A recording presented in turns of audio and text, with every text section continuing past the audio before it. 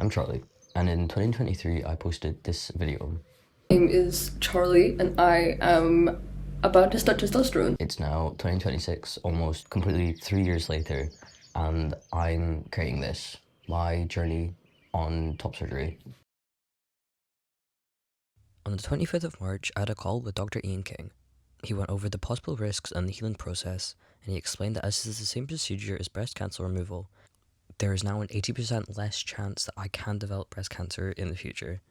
He went through the process of which incisions I was going to have, and I was going to have the inverted T with an incision down the middle as the skin between the breasts was quite tight. We then spoke about the healing process and recovery process, and I had to wear a compression binder for 2 weeks, and I couldn't shower during that time, and that it would take up to 6 weeks to go back to college, work, and do most regular things. On the 16th of February, I made my way to Brighton for my pre-appointment.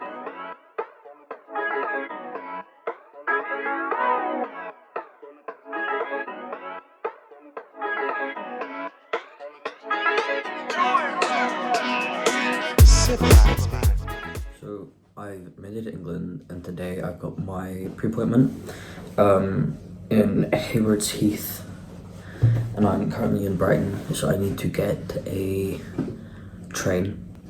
That's like 10 minutes, and then I think at the appointment they're just gonna take my blood. All I remember being told is that they're gonna take blood, so I'm assuming they're gonna take like my weight and my height and maybe like go over like certain like incisions and stuff. So yeah, I don't know what's gonna happen. At the pre-appointment, they took my bloods, one at the start and one at the end, just to cross-match and make sure they were correct. And they also took a swab from inside my mouth and nose, and had me swab the insides of my pelvis to where my thighs meet.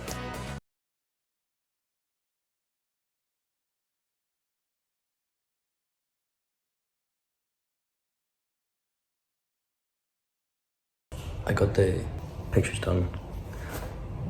I'm waiting for my mum to come back. I have to pee to make sure I'm not pregnant. So after I woke up from the surgery, I was taken back to my room, and I had a compression chest with a bunch of gauze underneath and some white compression socks with some compression tubes that go around your calves to keep on pumping blood, to make sure you didn't get like any sores or clots or anything. They were really good. There was someone in around every hour and a half. And they did explain that like it's the first night I'm gonna have to sleep sitting up. I still had my IV in my hand, and it was a bit annoying because I couldn't like do my word searches or like just like squeeze my hands because the needle was pointing into my bones. It was really sore. Around 7 o'clock maybe, someone did come around and with the dinner trays. It was really good food for a hospital, which was pretty surprising. I think lying, or not even lying because I was sitting up, but going from trying to get out of the bed, just having to like use my elbows, but not even being able to do that, and then getting up to go to the bathroom, I'd have to call someone, but my little call button was way back because we didn't move it forward with me when we moved the bed up, because I was just sitting cross-legged.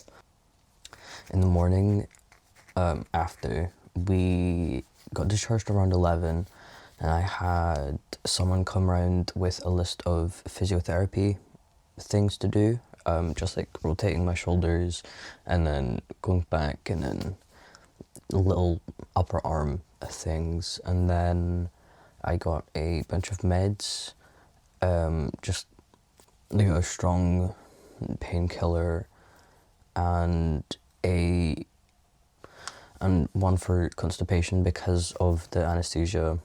I think that was something that was gonna like have a knock-on effect. And then it was just the drive from Brighton Hayward Heath to Elgin, which was long, and I did sleep for most of it, so I can't complain that much. So it's been about a week and a half.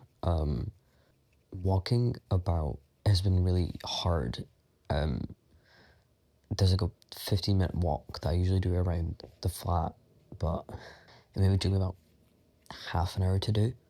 And getting up from bed, like there's not really much I can do because wearing the compression binder and all of that, like, it's just really hard to do anything. So I've been like playing The Sims a lot and doing my word searches, but it's getting really boring staying in bed.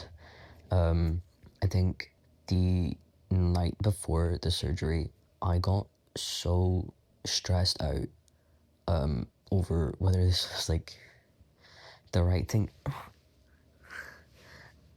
This was the right thing to do, or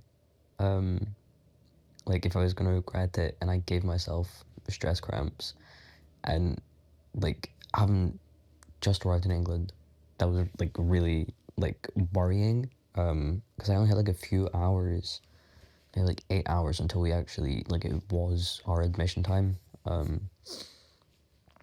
But I've not been able to see it. But I'm happy that I've had it. I don't think I'm gonna regret it at any point.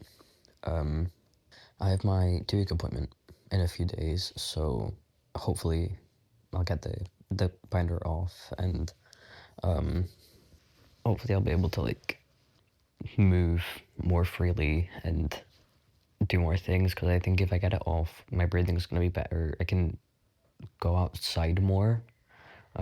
But I'll wait for Kirsty to tell me what the next steps are. But yeah, apart from being like really bored, I've ruined my sleep schedule. Apart from like things like that, pretty happy. I'm being like served. You know, my mom will come in every now and again, like every hour. She's like, "Do you need anything? Do you want any food? Do you want any drinks? I can fill up your water." I'm like, "No, I'm okay." She's like, "Are you sure? I was gonna like go do this. I'm like this for dinner. Do you want anything?" I'm like, "No, I'm okay." Like, if I'm sleeping most of the time, my tummy's not thinking about food. So, all good on that front. I'm back home in Aberdeen. It's 4 a.m. and we're gonna go get a bus at past to go back to London, to go to Hayward Heath to do the 2-week checkup. Hopefully I get the binder off today. I'm very excited. And then I don't know what I'm gonna do after. Well, I know after this I've got an appointment on the 24th. We'll see what Christy says. And then, yeah, hopefully everything's okay and I'm healing all right.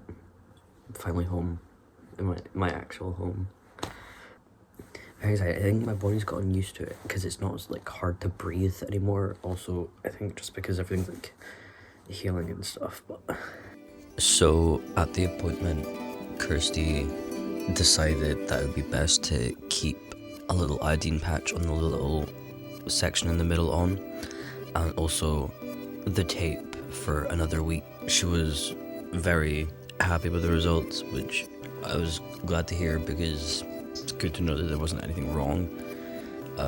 I did go back the following week, so about 3 weeks later, either 3 weeks or a month, to get my stitches removed. And it's been about 3 months now since I had surgery, and it's all looking pretty good. Though it was a long wait, I'm very grateful for everyone at the NHS and at Nuffield Health for being able to do the surgery, and everyone who helped me during my recovery and to this point. Everyone who supported me and understood that I couldn't do what I usually could, and who's happy for me and there for me. If you do ever think about getting top surgery or starting any hormone therapy, it's a good wait, but it's definitely worth it. And I'm glad that I can say that I got it.